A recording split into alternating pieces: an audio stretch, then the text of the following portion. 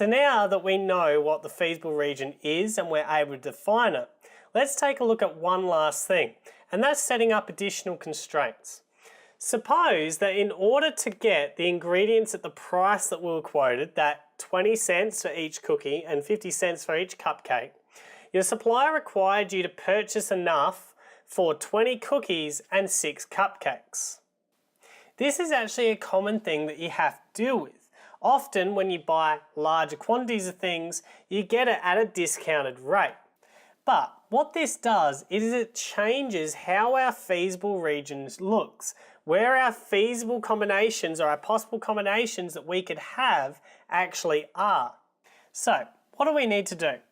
Well, we need to define the new boundaries. So our previous boundaries were the X and the Y axes here, as well as the total cost that we could have.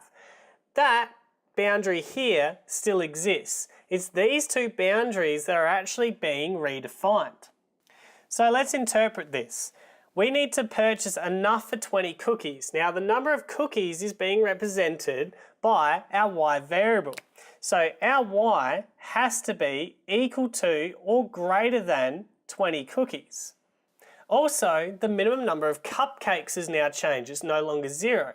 So our number of cupcakes is being represented by our X variable. So our X has to be equal to or greater than our 6 cupcakes. So what we now do is we actually graph these two equations onto the existing graph that we've got here. But our feasible area is going to change. So I'm going to start by erasing that. And what we now need to do is we need to start by graphing Y is equal to or greater than 20. And where our X is equal to 6.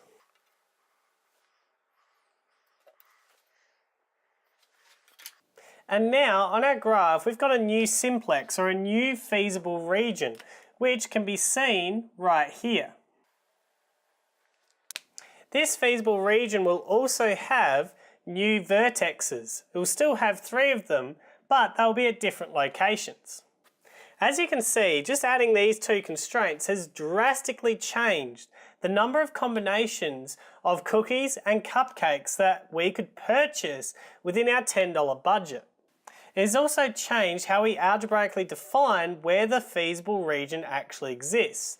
It now exists in Y is equal to or greater than 20, X is equal to or greater than 6, and then 0.5X plus 0.2y is equal to or less than 10. And that really summarizes our introduction of the feasible region and how we define the feasible region. In our next series of videos, we'll start looking at how we start applying the knowledge of the feasible region.